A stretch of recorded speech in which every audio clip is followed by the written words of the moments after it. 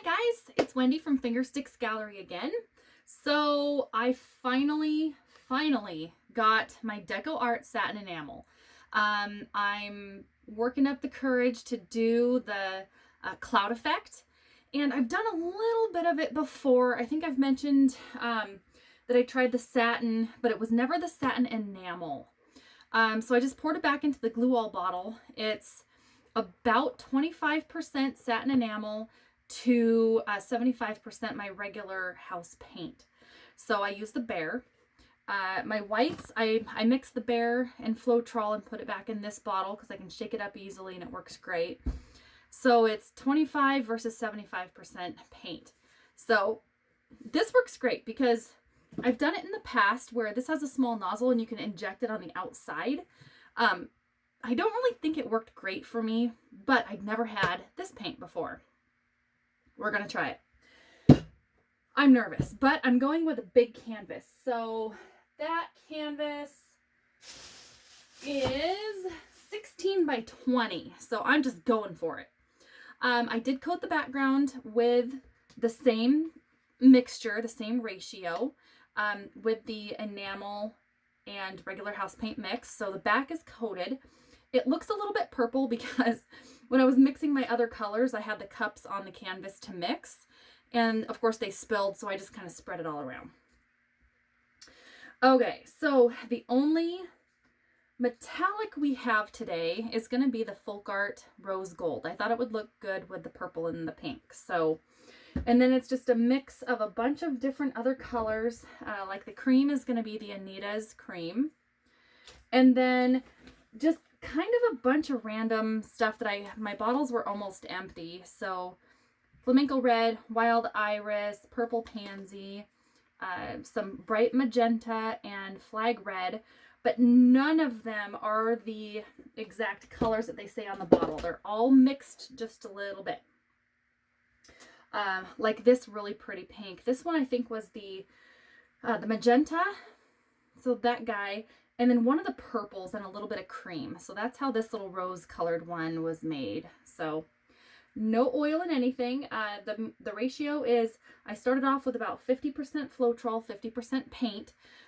Normally I add just a little bit more Floetrol to thin it down, but I'm making it a little bit thicker because we're going to do a ring pour with the enamel. So this I hope is going to be enough paint. We'll see. If not, we'll inject around the outside. So, okay. So I've seen on other videos where other people have done these, and they kind of do like only a very thin layer of the enamel infused white paint. So we're gonna try that, and I'm gonna kind of mix it up. I'm gonna do it random because I don't want the white necessarily always next to the red or always next to the purple. We're gonna mix it up just a little bit. Okay, so I'm going to show you a painting I did previous. Everybody's doing the chameleon. And the funny story. So I did it on the canvas board, but of course they always warp and do funny things. And this is what happened. And it looks kind of cool. It's a little retro and I kind of like it. If I can get the glare off there for you a little. It did some kind of crazy things. I'll bring it up a little bit higher, maybe. Did some crazy things, and it looks kind of cool. So, I've had a bunch of comments as to the tool that I used. This, if you are familiar with shooting, we shoot a lot. So this is it's a 9mm. So we were shooting a 9mm gun. This is what the rounds come in. So they come in a box. You get them at the store. And it's just where each shell is. They have their own little spot, and that's the little pins are in between each round, or I hate to say bullet because the bullet is the projectile, but for those of you who don't know shooting, this is what the actual bullet round shell comes in. And it worked stinking perfectly. So a lot of questions about what I used. No, I don't think you can get them on Amazon, but if you know anybody who shoots, ask them for some of their just leftover plastic round holders. Okie dokie. I have to brag a little bit because my wonderful little niece-in-law, she's, I think she's 13, did her very first pour the other day. I mixed the paint, but she tilted, she layered, she did all the hard, messy work to this painting. And it was her very first one. I'm so proud. Okay, back to business. All right, so again, this is my absolute very first time doing this on with the actual paint that everybody seems to want to use. So layers. I like this cream a lot.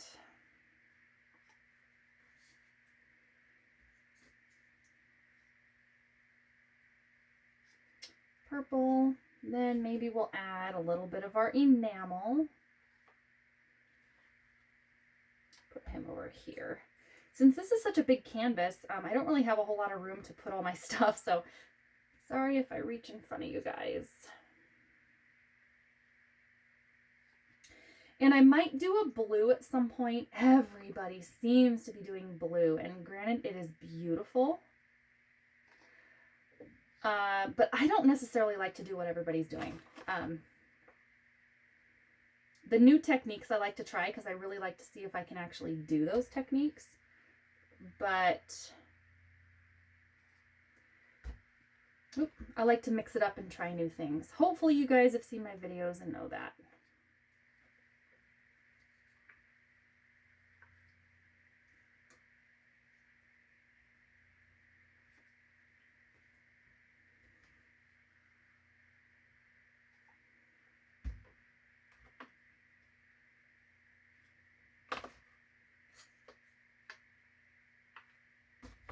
Oops, maybe a little more you.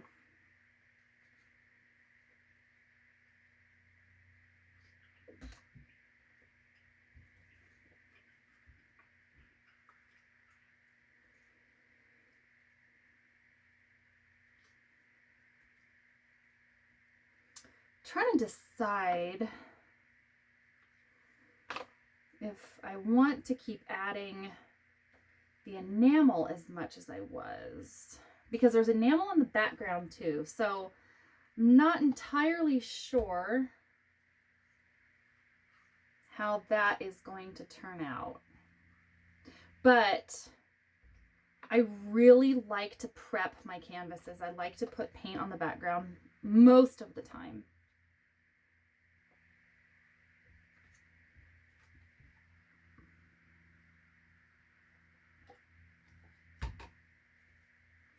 A little more of that color. Okay. Get these kind of out of the road here.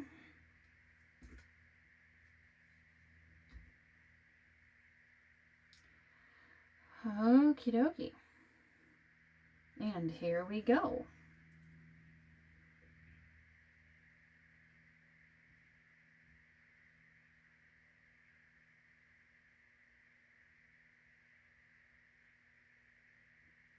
I know you won't be able to see this really well until the cup starts spouting, because it doesn't have a spout on it. I actually don't have anything with a good spout, and I've used all my paper cups. So I'm actually thinking I might try tipping this.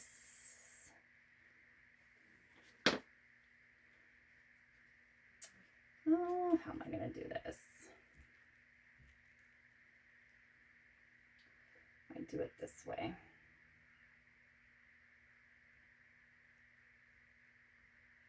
There we go.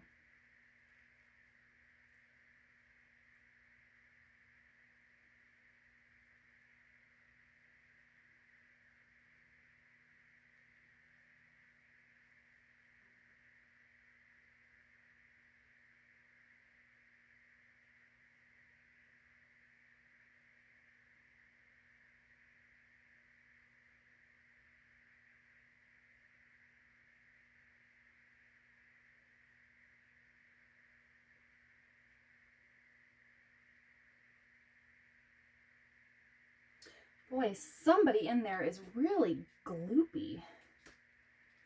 Not, I just do this from now on. Not entirely sure who's the gloopy one. I'm almost leaning towards the purple. He might have thickened up quite a bit.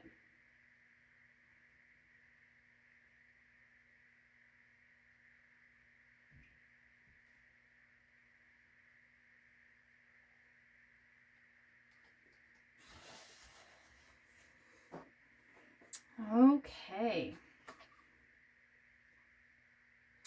Actually,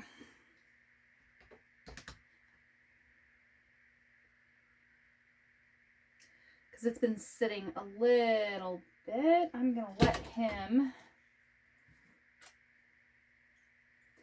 It's drying just slightly, I think. So the outside's thickening up. So we're going to help it along just a little bit.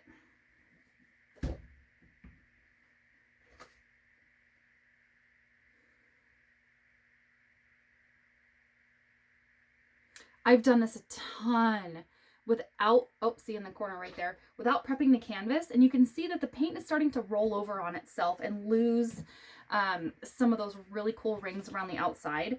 I learned that the hard way because I lost so many cool rings by not having the canvas prepped quite enough.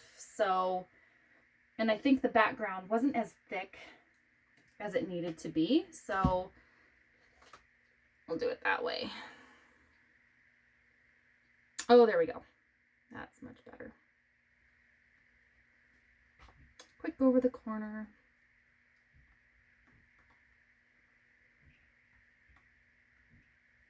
Not a huge fan of that, all that red right in the middle. But once we stretch, if I really, really, really hate it, you can also inject some of the other paint right in there. There we go.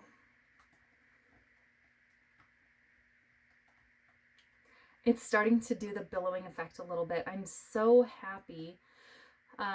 Those metallics really are a little bit tricky to play with. So I tend to make them a little bit on the thicker side because the metallics, if you let them sit for a little bit, they can tend to morph and do some weird things when you're not looking. I've had some thicken up on me to the point where I had to add my pouring medium or water. And I've had some that if you let them sit, they just thin up like you added water to them. So then you have to add more paint. So metallics can be a little on the tricky side.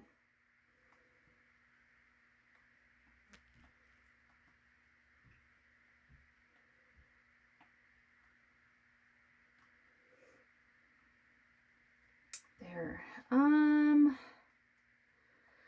Well, maybe I'll go a little bit more because I want to stretch out those cells or the rings kind of on this side. Maybe I'll do the other corner too. So the more you stretch out those rings, the more it looks like the billowing effect that we're going for. That's why we're using the Deco Art enamel, the satin enamel. Looks to me that they want to be stretched out a little bit more.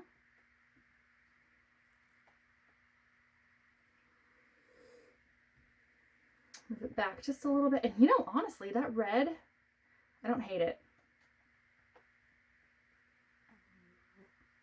Because there's white streaks right in the middle of it now. So that looks kind of cool. And okay, so next time I'm going to have to try to find, and I've said this before in a video, it looks like a gemstone or like rocks. So my dad gave me, he called it a picture rock, but really I think it's just a sandstone deposit. And it looks really pretty. It looks just like this outside. And I had another painting, and if I knew what part of my little storage area that I had that painting, I would show you because it looks just like that sandstone deposit. It's really pretty. So I might try this again in blue because everybody seems to be doing blue and it really does look beautiful, but I don't know. I like to try new things, try something a little bit different, kind of break out of the box. And here's the white kind of starting to pop out a little bit. Get my hands clean. Okay, I'm going to torch it because I do see a ton of bubbles. Like right in here, there's a bunch of bubbles that are kind of hanging on.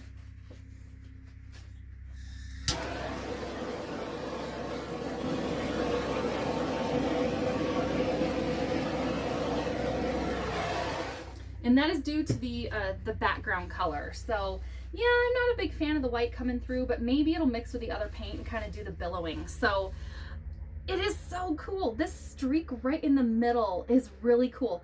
I'm almost thinking it's the enamel that's mixing with that cream color, because it looks a little bit creamy, and that looks really, really cool. So maybe I'll do cream, white enamel cream, and then give that another little push for the billow. Okay, folks, hang on. I'm going to bring you in. So it is really cool, and it will start morphing. I mean, I've seen a ton of videos, and they do change over, you know, maybe half hour, an hour. So the billowing might be, you know, it might get a little bit larger, but that vein right there is really pretty. And this one's kind of cool too. It almost looks like intestines right there though. So, it's really, really pretty. I'm very impressed with it so far.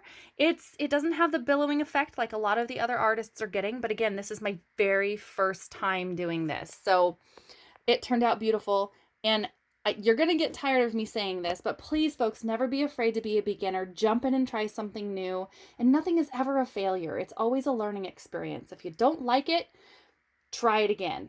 So, I'm pretty happy so far. So it's beautiful for me, and maybe next time I'll do it in blue. So, okay, folks, everybody have so much fun, and please don't be afraid to comment.